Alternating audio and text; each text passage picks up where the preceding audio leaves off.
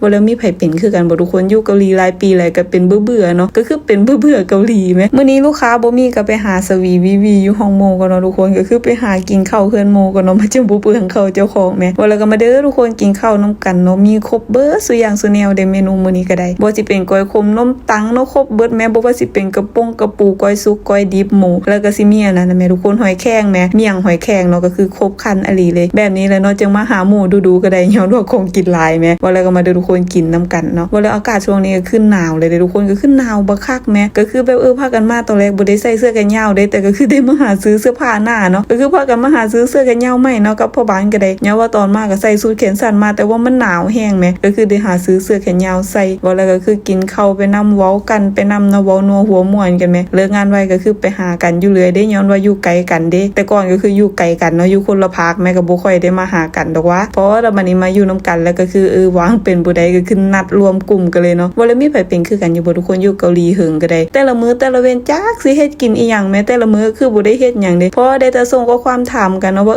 มื้อนี้เฮ็ดเมนูหยังดีเฮากินหยังดีเฮาจังซี่แม่ย้อนว่าแต่ละมื้อคือมีแต่หมูไก่เนื้อกินวนอยู่แบบนี้แม่ก็คือรู้สึกเป็นแบบเป็นเบื่ออาหารจังซี่เนาะจักสิพากันกินอีหยังแต่ละมื้อแต่ละเว้นก็ได้บ่ได้แฮงอยู่หึงไปแฮงเบื่อแม่บ่แล้วเฮาก็คือแบบมันบ่ได้กินคือจังบ้านเฮาเนาะอยู่เกาหลีก็ได้ส่วนมากแล้วก็สิเป็นแต่พวกเนื้อเนาะถ้าเกิดบ้านเฮาก็มีแนวอื่นกินได้แม่อันนี้ก็คือวนกันอยู่แค่3อย่างเท่านี้แม่เท่าแต่เนื้อหมูไก่อยู่ดีเนาะวนลงไปลงมาเฮ็ดอยู่แต่เมนูซ้ำๆเดิมๆแม่บ่แล้วมีไผเป็นคือกันบ่ทุกคนอยู่เกาหลีหลายปีแล้วก็เป็นเบื่อเนาะก็คือเป็นเบื่อเกาหลีแม่คือจังแบบแต่ละมื้อก็ตื่นเช้ามาก็เฮ็ดงานเนาะเฮ็ดงานแล้วกินข้าวนอนจังซี่แม่วนกันอยู่แบบนี้เนาะบ่แล้วผู้ใดที่แบบเขาเจ้าเฮ็ดงาน30ปี40ปีนี่พากันอยู่ได้จังได๋บ่เบื่อเนาะบ่แล้วก็คือมาแชร์เคล็ดลับเนาะทุกคนพากันอยู่ได้จังได๋ส่วนเฮาคืออยู่บ่กี่ปีนี่คือรู้สึกว่าแบบเป็นเบื่อๆเซ็งๆแม่ก็คือใช้ชีวิตวนๆอยู่แบบนี้ก็เป็นแบบจักสิว่าจังได๋เนาะเป็นย้อนเจ้าของคานหรือว่าแนวใดหรือว่าผู้อื่นก็เป็นคือกันกับเฮาอยู่บ่ล่ะหรือว่าเป็นแต่เฮาผู้เดียวแม่ก็คือแต่ละมื้อได้ยินเสียงนาฬิกาปลุกนี่อยากทุบ